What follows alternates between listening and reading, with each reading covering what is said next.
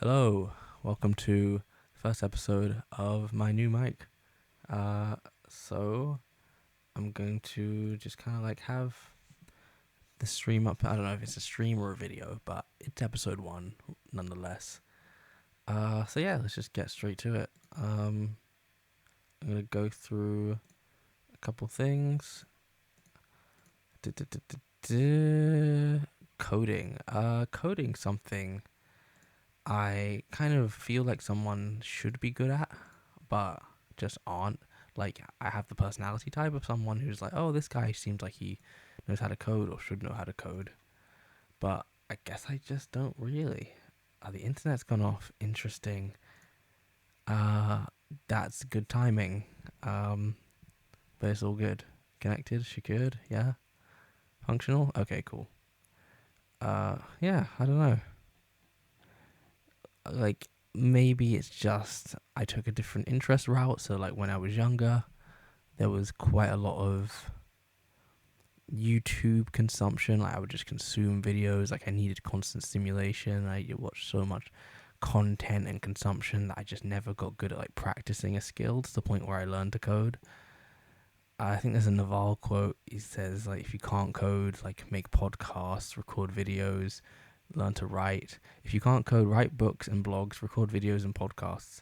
And it's yeah. So I decided to take that advice because I've tried so many times to like learn C or Python, and I get into it maybe for 3-4 days.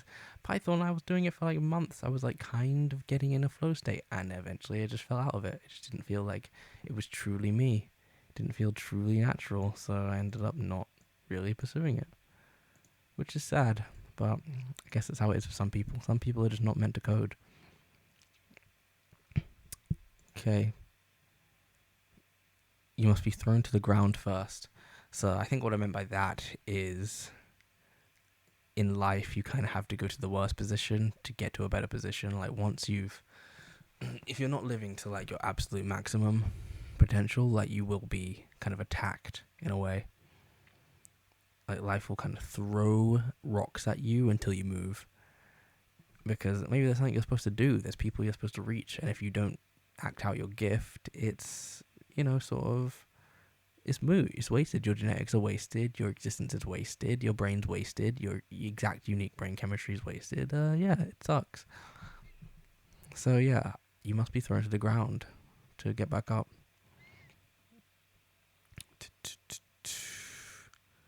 I said type to exhaustion here, which is quite funny.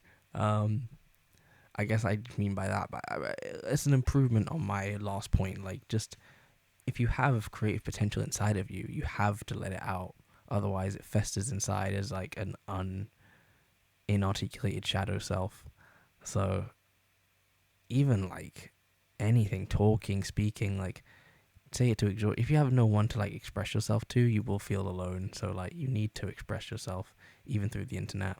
So yeah, like talk to exhaustion, write to exhaustion, do everything to exhaustion. If you have like a TikTok account or Twitter, like post 100 tweets until you're tired, like post 100 TikToks till you're tired, like all in one day. Like don't be like, oh, I'm gonna split it one by one, I'll do one post a day. Like just post 200 in one day. Like if you have like a manic episode where you just feel like posting for 3 hours, post for those 3 hours. Like put the reps in, like just go for it. So I'm gonna be a bit motivating today because I haven't eaten, so I'm on that kind of fasted state. In other news, I'm reading Game of Thrones. Today's chapter was, I think, a Catelyn chapter and a Daenerys chapter. So I was finishing the Tyrion chapter, where they fight the war against Robb, and then you kind of see Catelyn's perspective of just before that fight, I believe. And it's just kind of her, like, kind of letting go of Robb and, like, saying goodbye. So it's quite sad, quite emotional to see, like, Catelyn having to pray for her son. Like, she was really praying for him. And then Daenerys is a chapter where, spoilers, Khal Drogo is kind of dying. Like, he fell off his horse. So it's like she's panicking. She doesn't know what to do because the Blood Riders will kill themselves after Khal Drogo dies, and she doesn't know what to do with herself. Like, he's the ruler, so like, what does she do now? Like, she has to take over. And Jorah is the only one that kind of seems to be on her side, because she doesn't know if the Carl will like still respect her, or even if she has the Carl's baby inside of her, which is just nuts. But it just goes to show how like medieval it is. Like, just because as soon as Khal Drogo is not the strongest warrior alive anymore, and he's dead or he's fallen off his horse, now they'll just kill his baby inside of his wife because he's not the strongest. So it's like, in this world you have to hold the strongest position, or else you're gone, you die, like get rid of you.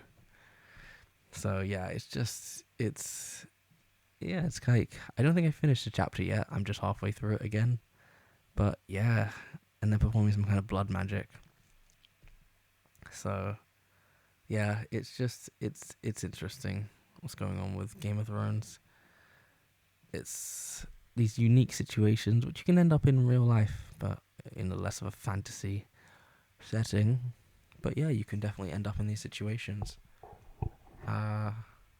So yeah, it's just something to note, I suppose. I'm gonna read some tweets for you.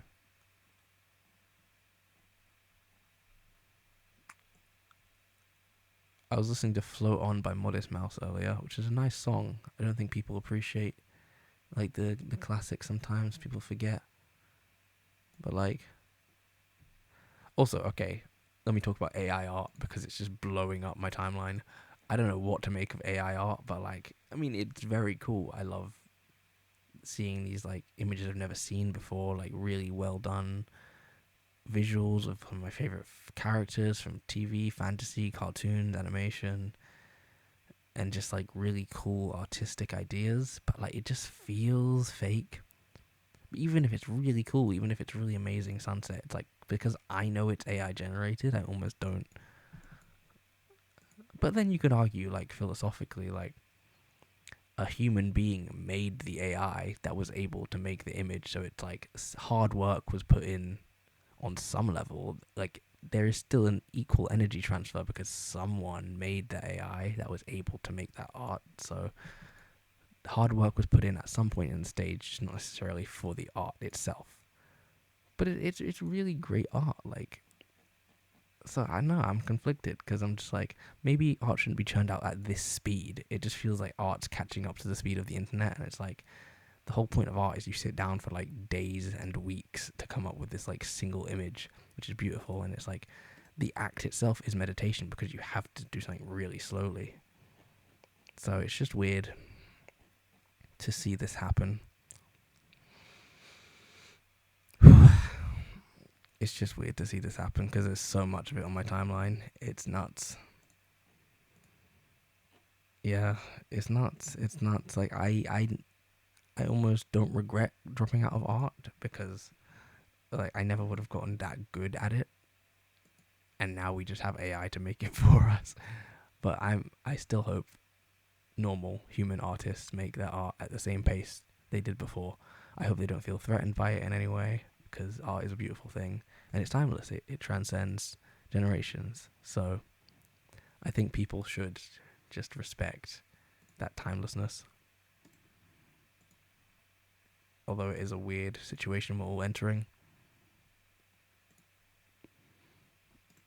I'm saving a bunch of these art. I like to save art. I don't know why. Like this looks hyper realistic. I'm looking at an image of a. I'll show you some, since I'll show you some of these.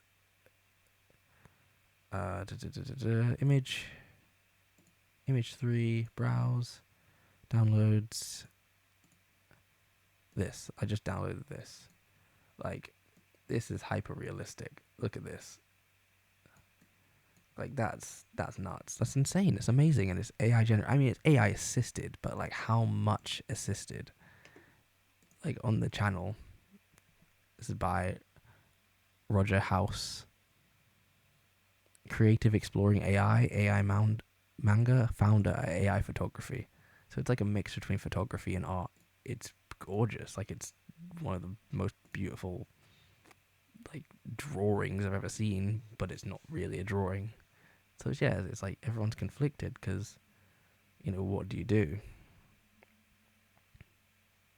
Properties, browse. it's just, yeah, it's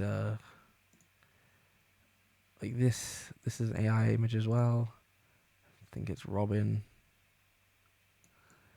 Like it's good. It's very good and it's beautiful. But I don't know. It gives me like. I mean, it doesn't give me like the complete wrong vibe. Like the vibe is like, oh yeah, this is actually cool. We're getting cool art, a more consistent rate. So I'm not like against it, but it is strange.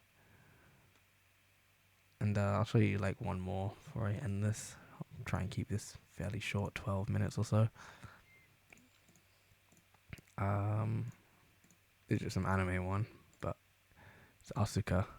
But like even this is like, great. Like the sunset, like these like romantic looks. Like it's beautiful.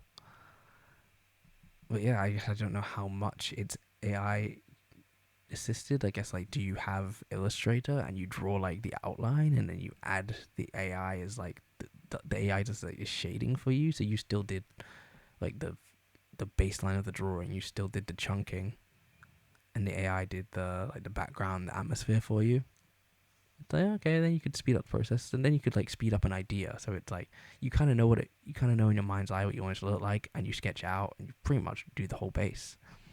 But you just have it do the finishing touches for you, like a kind of polisher. Like you're the writer and they're the editor. Like you wrote the plot, but they can edit it into like the finished product. So yeah, it's a cool idea. I'm interested to see where it goes in the coming years.